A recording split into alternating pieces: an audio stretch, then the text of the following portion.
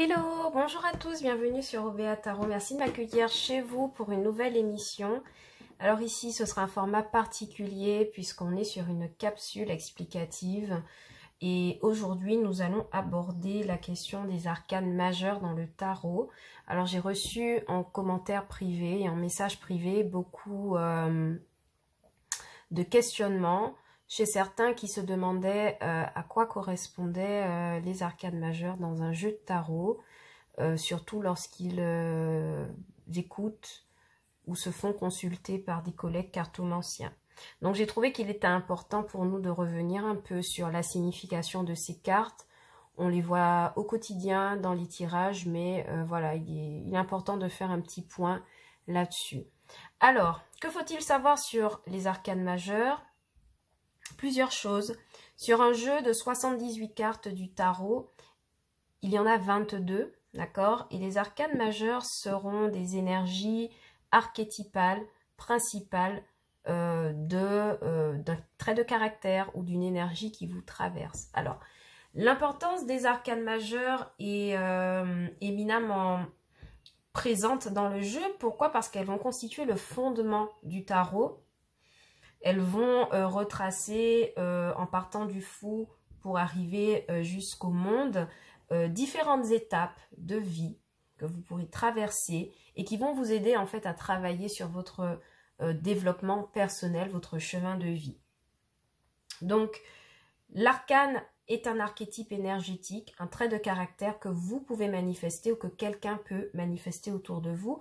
Elle est aussi une carte conseil parce qu'elle a évidemment un message universel à vous faire passer et vous permet en quelque sorte de vous orienter. Alors pour faire cette explication, je vais utiliser le tarot de la sorcière moderne de Lisa Sterle et on va regarder ensemble tous ces arcanes. Alors on va commencer par le premier arcane. D'ailleurs on parle au masculin d'arcane, jamais au féminin. On va commencer par l'arcane du fou, qui est associé à l'astre Uranus, à la planète Uranus. Le fou incarne l'esprit de l'innocence en chacun de nous, alors que nous entreprenons un voyage. Donc ici, ce voyage est symbolisé par notre mission de vie, notre chemin de vie, notre évolution. Et il peut être présent en début de jeu, en carte 0, mais aussi à la fin du jeu, en carte 22. Donc, cet arcane du fou marque les nouveaux commencements, des moments de nouveauté dans lesquels nous sommes libres de suivre notre propre voie. Il n'y a pas de voie déterminée avec le fou. Le fou, c'est vraiment l'envie d'explorer de nouveaux horizons, l'envie de s'ouvrir à de nouveaux projets. Et elle nous parle surtout de nouvelles opportunités et quelque part de témoigner d'une foi sans limite en la possibilité que l'univers nous offre à nous réaliser. Donc lorsqu'elle apparaît à l'endroit dans un tirage, elle nous parle de potentiel, de nouveaux commencements, d'opportunités, de nouvelles aventures. À l'envers, donc dans cette position, elle nous parle au contraire de manque de vigilance, de précipitation, d'incertitude et de manque d'information sur une situation donnée. Donc vraiment la carte du fou va vous inviter à prendre un nouveau départ, mais quand même de rester vigilant. La carte 1, qui est la carte du magicien, qui est associée à Mercure, va davantage vous parler de connexion avec le monde spirituel et métaphysique.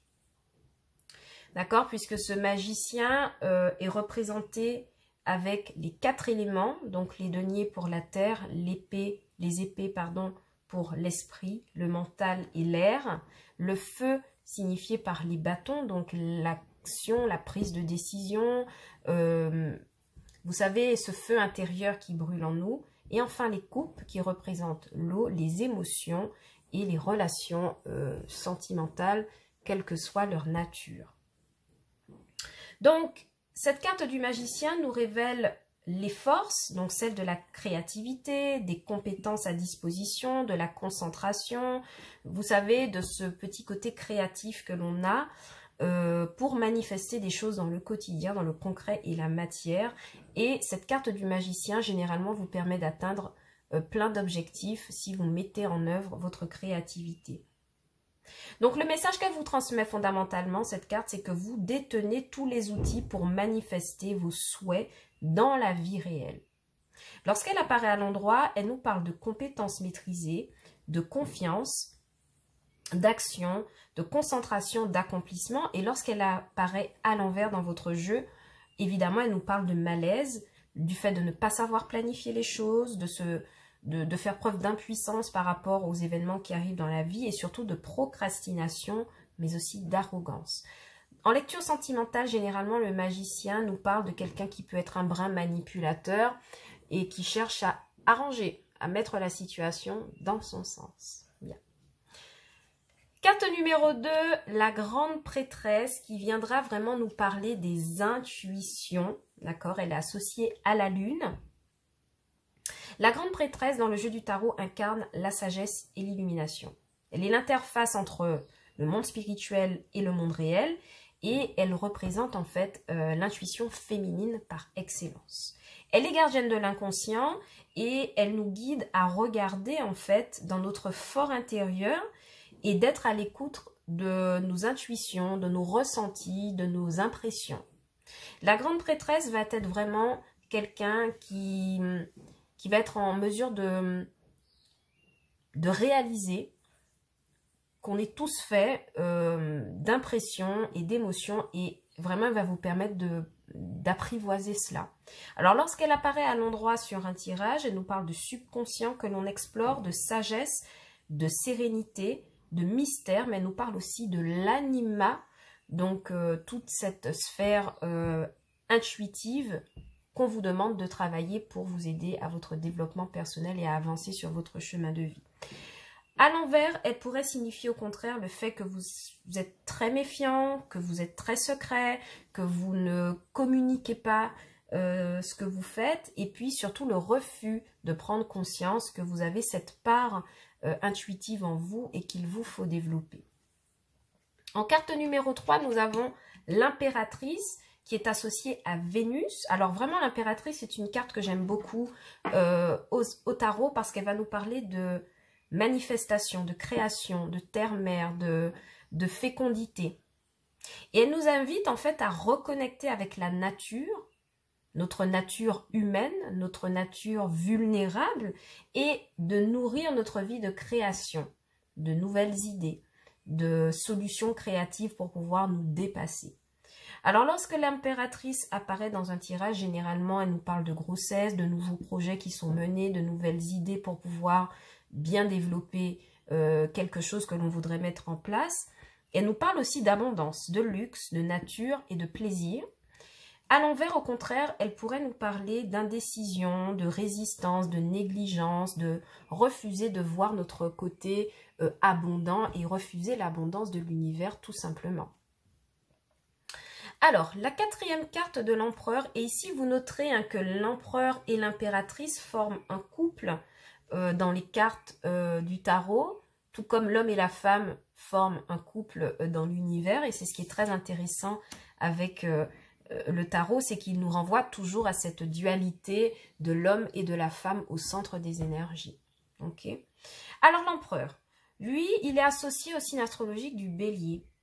C'est une énergie masculine qui peut incarner le père, le maître, le responsable au travail, le chef d'entreprise, en tout cas quelqu'un qui est en position d'autorité forte, quelqu'un qui est capable de rétablir la paix dans une période de chaos et de conflits et d'indécision, et quelqu'un qui distille de précieux conseils en raison de son expérience. Généralement, un empereur est dans le statut, dans la hiérarchie traditionnelle européenne.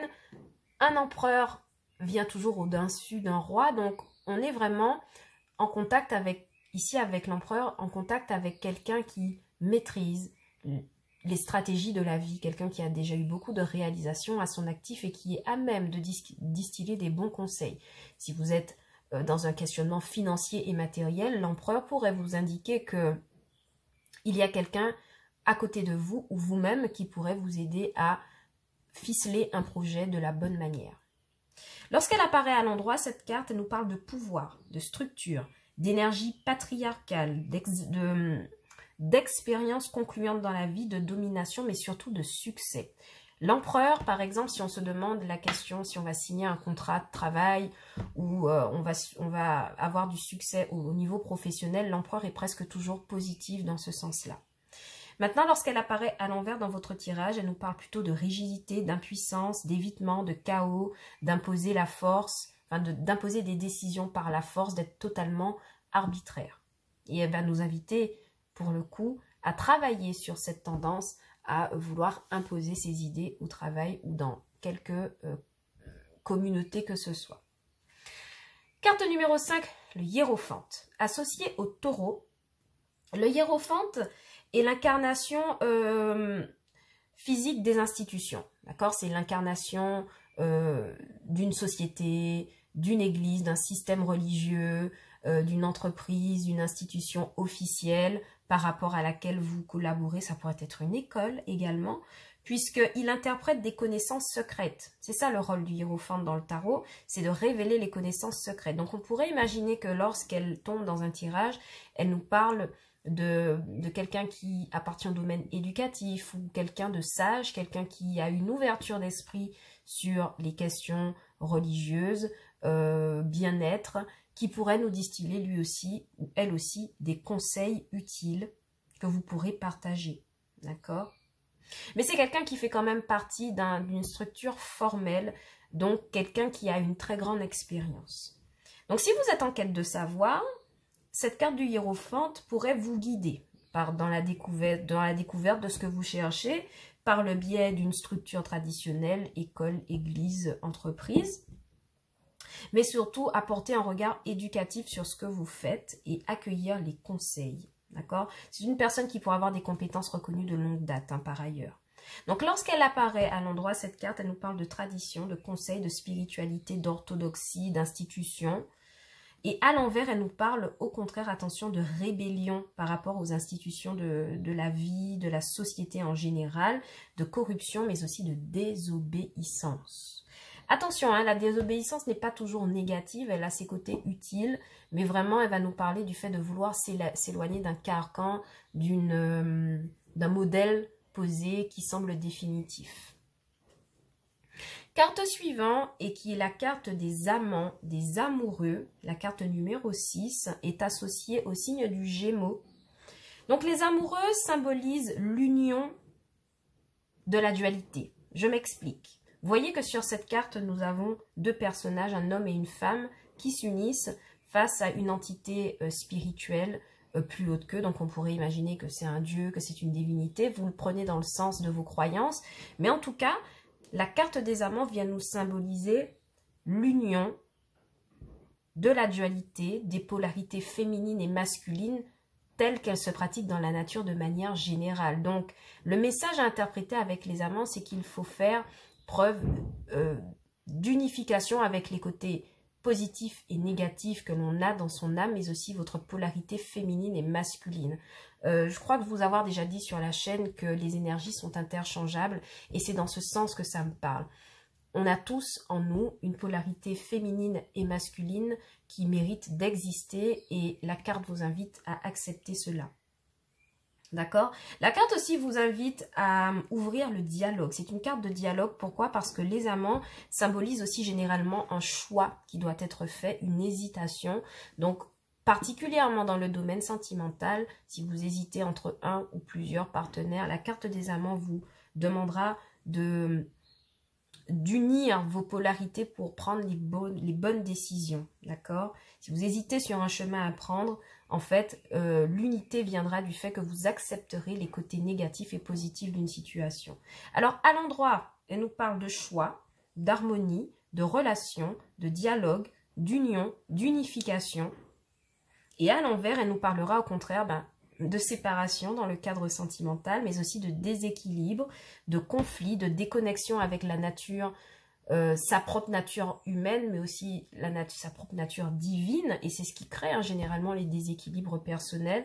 Donc vraiment, la carte de l'amant, c'est une invitation à reconnaître qu'il y a des parties, qu'il y a des dualités dans notre âme auxquelles il faut faire face. Carte numéro 7, qui est donc la carte du chariot, qui est associée au signe du Cancer. Elle incarne la volonté, la détermination et la confiance en soi face à n'importe quel défi dans la vie, qu'il soit professionnel, sentimental ou matériel, financier. Et en fait, elle rappelle qu'il faut être persévérant quoi qu'il arrive. Notez que le personnage sur cette carte est dressé sur un chariot, un véhicule, qui a la possibilité de faire avancer très très loin, mais vous voyez qu'elle est accompagnée de 2 sphinx, l'un noir qui représente les côtés négatifs d'une situation et le sphinx blanc qui, au contraire, représente les possibilités positives dans une situation. Donc vraiment, la carte du chariot va vous demander d'être persévérant par rapport au bien et au mal qui peut exister dans n'importe quel questionnement que vous avez à propos de la vie. D'accord? Elle vous rappelle aussi, cette carte, que vous êtes maître de vous-même. Elle vous rappelle aussi que pour vaincre des obstacles, en fait, il faut accepter, encore une fois, hein, comme la carte des amants, encore une fois, il faut accepter ce principe de dualité qui existe chez chacun d'entre nous. Lorsqu'elle apparaît à l'endroit dans un tirage, elle nous parle de conquête, de contrôle, de victoire, de motivation, dans tout domaine confondu. Et à l'envers, par contre, elle nous parle de manque de confiance en soi, de défaite, de perte de contrôle, d'éparpillement. Donc vraiment, toujours faire attention à la carte du chariot parce qu'elle peut être éminemment positive, mais elle a un double tranchant, c'est celle de l'éparpillement et de l'incapacité à s'organiser de manière concrète. Arcane numéro 8 qui est la force et qui est l'une de mes cartes préférées. Pourquoi? Parce qu'elle est associée au signe astrologique du lion. Et la force nous rappelle que le vrai pouvoir qui émane de l'intérieur, finalement, c'est de témoigner de patience, de douceur et de compassion envers soi et les autres. En fait, en quelque sorte, la carte de la force vous invite à maîtriser les côtés négatifs qu'il y a en vous, comme ce personnage maîtrise le lion, qui est censé être un animal féroce, dangereux. Et vous voyez que ce personnage ici réussit à maîtriser ce que tous considèrent comme impossible à maîtriser. Et en fait, cette carte vous invite à trouver l'équilibre de vos émotions, de vos impulsions, pour pouvoir avancer de manière beaucoup plus sereine. Lorsqu'elle apparaît à l'endroit dans un jeu, eh bien, elle va signifier qu'il y a du calme intérieur, qu'il y a beaucoup de courage, beaucoup de contrôle, beaucoup de patience chez vous, alors que à l'envers, elle va nous parler au contraire de lutte, de colère, de rébellion, de rage, d'orgueil et toutes ces mauvaises énergies que l'on n'arrive pas à distiller en temps normal. Elle va vous inviter à le faire. La carte de l'ermite en carte numéro 9, qui est associée au signe de la Vierge, vous informe que le temps de la réflexion est venu. L'ermite est quelqu'un qui vit cloîtré, qui ne communique pas beaucoup, qui vit un peu enfermé, mais ceci dans une bonne raison. Pourquoi? Parce que l'ermite va vous inviter à regarder en vous pour trouver votre vérité, votre sagesse intérieure.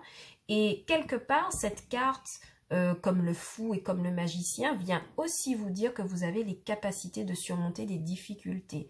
Je parle en particulier pour les personnes qui ont tendance à se renfermer en cas de conflit ou de difficulté dans la vie.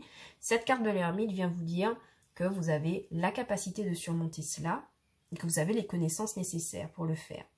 Donc, la carte de l'ermite vous invite à rester calme et réfléchi et surtout à ne pas laisser le monde extérieur vous influencer, vous détourner de la mission que vous vous êtes choisie pour votre chemin de vie.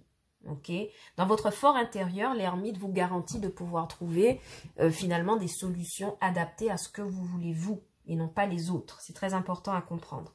Alors, lorsqu'elle apparaît à l'endroit, cette carte nous parle d'introspection, d'illumination, de solitude nécessaire pour pouvoir ouvrir à la réflexion et clairement de chercher sa propre vérité. À l'envers, au contraire, elle va nous parler d'isolement, de dépression, de repli sur soi et c'est justement ce qu'elle vous invite à combattre. L'ermite, au contraire, vous invite à accueillir les moments de solitude et de retrait comme la possibilité de découvrir des vérités sur vous-même. Ensuite, la carte de la roue de fortune, donc arcane numéro 10 de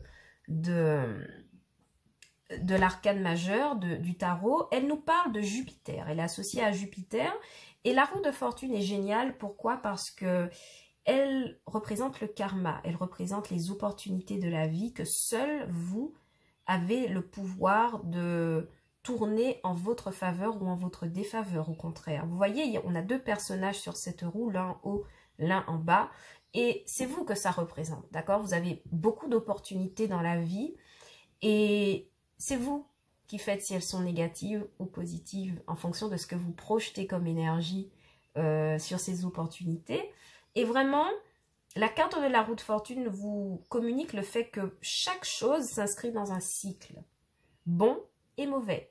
Je rappelle que dans le tarot, encore une fois, il y a toujours cette dualité de bon et de mauvais qu'il faut accueillir et équilibrer au maximum. Donc la roue de fortune va être la carte qui va vous aider à faire cela.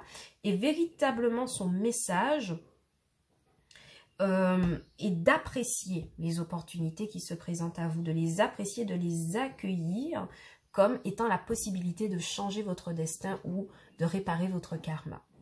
Alors bon, les notions de karma, etc., on reviendra sur une autre capsule un peu plus tard, mais lorsqu'elle apparaît à l'endroit, en tout cas, elle nous parle de chance, cette carte, de changement, de karma, de destin que vous activez. Et puis, au contraire, quand vous la recevez à l'envers, cette carte, eh bien, elle nous parle d'empêcher, en fait, l'univers de maintenir votre chemin de vie ou de changer votre chemin de vie. Elle nous parle de malheur, de chaos et surtout de résistance au changement. Très important comme notion, la résistance au changement. C'est ce qui va créer les blocages sur votre chemin de vie. La carte de la justice en arcane numéro 11 qui est associée au signe de la balance. Donc, cette lame de justice révèle la capacité de trancher, de prendre des décisions, d'être déterminant dans votre évolution personnelle. En partant du principe que ce sont vos décisions qui forgent votre expérience, qui forgent votre chemin de vie, en fait, elles vous rappellent que les actions futures peuvent être influencées par des leçons apprises dans le passé et qu'aucune décision que vous ne prenez aujourd'hui n'est indépendante. Elle vient forcément d'une précédente expérience que vous ne voulez peut-être pas réitérer. Et donc, cette carte va vous inviter à observer ce que vous avez déjà traversé et à vous aider de cela pour prendre des décisions justes, équitables et équilibrées. Vraiment, la carte de la justice, je l'aime beaucoup parce que c'est une carte qui parle d'équilibre, de justesse et de réflexion avant l'action. Lorsqu'elle apparaît à l'endroit dans votre tirage, elle vous parle de vérité, d'honnêteté, d'égalité, d'équilibre. Évidemment, elle peut manifester l'énergie de quelqu'un qui travaille dans le domaine juridique ou quelqu'un qui est en mesure de prendre des décisions de justice, quelqu'un qu'on ne remet pas en question, généralement quelqu'un qui a de l'autorité. Lorsque cette carte apparaît à l'envers, elle nous parle de litige judiciaire, administratif, de malhonnêteté, si on est face à un mauvais juge de paix, d'absence de responsabilité et de corruption. Bien. Dernière carte de cette capsule et nous poursuivrons sur une autre vidéo pour les autres arcanes. Nous avons le pendu en arcane 12 du tarot qui est associé à Neptune. Donc, le pendu ici indique un moment d'abandon. Un moment d'abandon des vieilles habitudes et un moment de libération des restrictions qui vous retiennent dans la vie. En gros, la carte du pendu, lorsqu'elle apparaît, elle vous signifie que si vous êtes bloqué en ce moment dans votre évolution de vie, c'est qu'il est peut-être temps d'abandonner de vieux schémas, de vieilles manières de fonctionner, de vieilles idées erronées qui vous bloquent inconsciemment, des préjugés que vous avez vis-à-vis de vous, des autres, de la vie de manière générale, et qui vous empêchent de trouver des solutions adaptées pour avancer. Notez que le personnage ici sur cette carte, lorsque l'on renverse la carte, apparaît le visage enluminé. Donc c'est quelqu'un qui a des idées neuves, a des idées intéressantes pour se mettre en action. Mais la rétention d'anciennes habitudes peut vous bloquer. Donc vraiment, la carte va vous inviter à travailler sur votre passé, vos blocages, pour pouvoir les dépasser et gagner en nouveauté. C'est ça l'idée principale.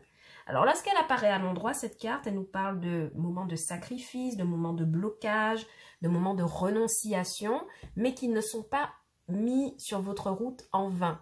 Ce sont des blocages qui vous permettent de réfléchir à comment faire autrement. Évidemment, lorsqu'elle apparaît à l'envers, elle nous parle évidemment d'indécision, hein, de désillusion, de retard, d'occasion manquée. Pourquoi? Parce qu'il y a un travail de lâcher prise sur des choses qui n'ont plus lieu d'être. Notez que le personnage est enchaîné à cet arbre grâce à une corde qu'il pourrait couper lui-même. D'accord? Donc voilà, le message du pendu pour vous, ce sera de gagner en maturité et d'abandonner des concepts, des schémas de pensée qui vous bloquent au quotidien.